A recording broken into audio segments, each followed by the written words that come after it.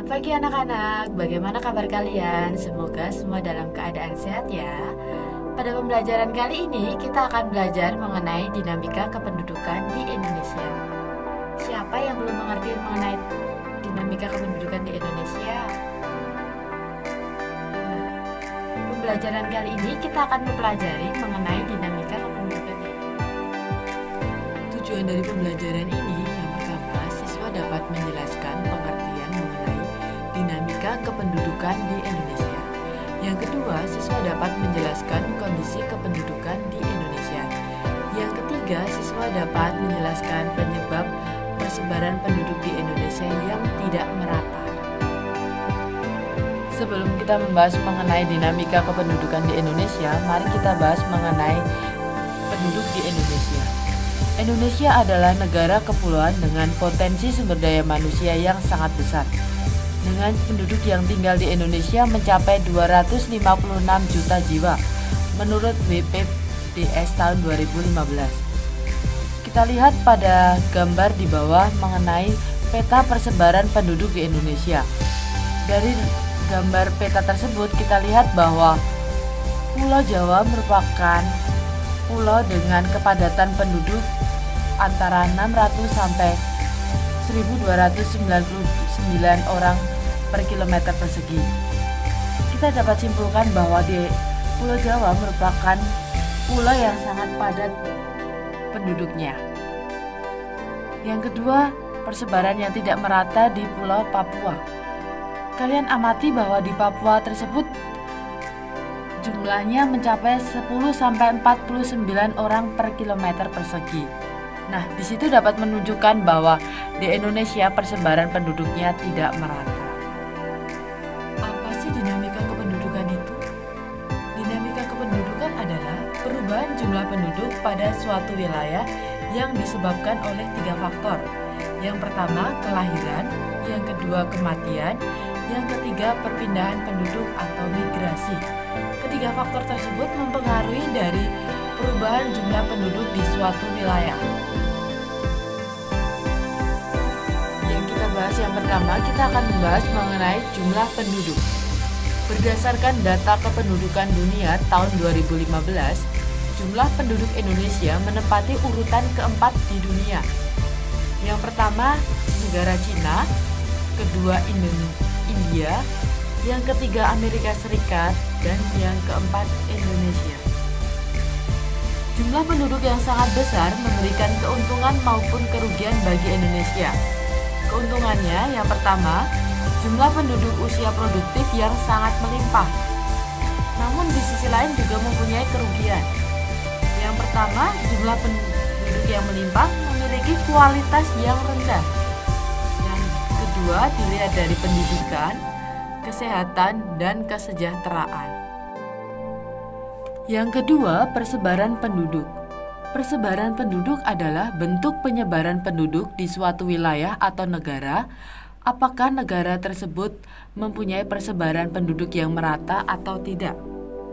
Dengan persebaran penduduk tersebut, maka pemerintah dapat mengetahui daerah mana yang penduduknya paling padat, daerah mana yang penduduknya kurang padat. Nah, di sini dapat disimpulkan dengan kepadatan penduduk daerah yang padat penduduk, maka perekonomian di suatu wilayah tersebut akan maju. Tetapi sebaliknya, dengan penduduk yang kepadatannya kurang, maka perekonomiannya akan cenderung berkurang. Akibatnya, pembangunan yang belum merata di suatu wilayah. Faktor yang menyebabkan kepadatan penduduk di Pulau Jawa ada 4 faktor. Yang pertama, daerahnya yang sangat subur. Yang kedua, lokasi yang mudah dijangkau. Lokasi yang mudah dijangkau ini maksudnya lokasi mudah diakses oleh semua orang, oleh semua kalangan. Yang ketiga, menjadi pusat pemerintahan. Yang keempat, sarana dan prasarana yang lebih lengkap. Dengan jumlah penduduk di Indonesia yang sangat besar dapat menyebabkan beberapa faktor positif maupun faktor negatif.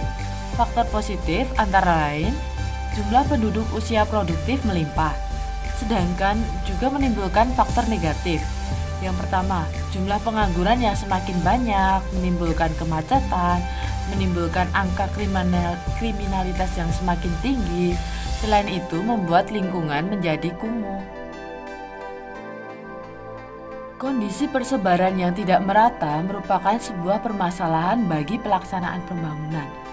Karena itu, perlu dilakukan upaya pemerataan penduduk yang seimbang, sehingga seluruh potensi bangsa Indonesia menjadi dikembangkan secara optimal. Dengan persebaran penduduk yang tidak merata, maka pemerintah memberikan upaya-upaya agar persebaran penduduk tersebut menjadi merata. Salah satunya dengan mendirikan lapangan pekerjaan di desa. Yang kedua, adanya perpindahan penduduk dari kota ke desa. Nah, di situ dilakukan pemerintah agar persebaran penduduk di Indonesia menjadi lebih merata.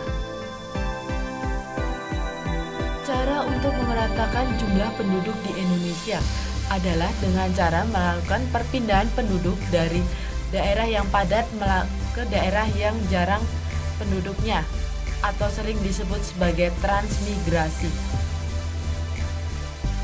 Komposisi penduduk adalah pengelompokan penduduk berdasarkan usia, jenis kelamin, mata pencarian, agama, pendidikan, tempat tinggal, dan jenis pekerjaan.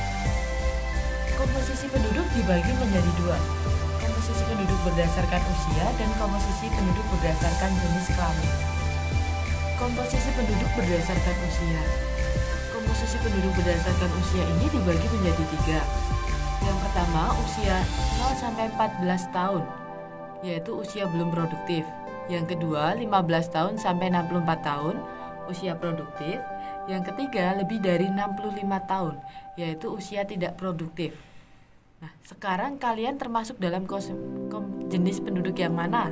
Yang produktif, apa yang belum produktif, atau yang tidak produktif? Kalian usianya sekitar 12-13 tahun, maka tergolong sebagai usia penduduk belum produktif. Sekarang kita akan membahas mengenai bonus demografi. Bonus demografi adalah bonus yang dinikmati suatu negara akibat dari besarnya proporsi penduduk produktif antara usia 15-64 tahun dalam evolusi kependudukan yang dialami. Bonus demografi terjadi karena Indonesia mengalami keberhasilan dalam program keluarga berencana. Keluarga berencana itu setiap keluarga mempunyai maksimal 2 anak. Yang keempat, kita akan membahas mengenai pertumbuhan penduduk. Pertumbuhan penduduk adalah perubahan jumlah penduduk di suatu wilayah pada periode waktu tertentu dibandingkan dengan waktu sebelumnya. Jadi kita membandingkan antara tahun lalu dengan tahun sekarang. Apakah jumlah penduduk di suatu wilayah tersebut meningkat atau jumlah penduduk di suatu wilayah tersebut akan mengalami penurunan. Pertumbuhan penduduk mempunyai 2 faktor yang mempengaruhi. Ada faktor alami dan faktor non-alami. Faktor alami itu contohnya seperti kelahiran dan kematian. Yang kedua, faktor non-alami. Faktor non-alami ini contohnya seperti perpindahan penduduk, seperti transmigrasi maupun migrasi. Dengan pertumbuhan penduduk yang sangat cepat dapat menyebabkan beberapa hal. Yang pertama, pertumbuhan penduduk usia muda yang cepat menyebabkan tingginya angka pengangguran. Yang kedua, persebaran penduduk yang tidak merata. Yang ketiga, komposisi penduduk kurang menguntungkan karena banyaknya penduduk usia muda yang belum produktif sehingga beban ketergantungan yang tinggi. Yang keempat, menurunnya kualitas dan tingkat kesejahteraan. Materi dinamika kependudukan di Indonesia hari ini sudah selesai. Jika kalian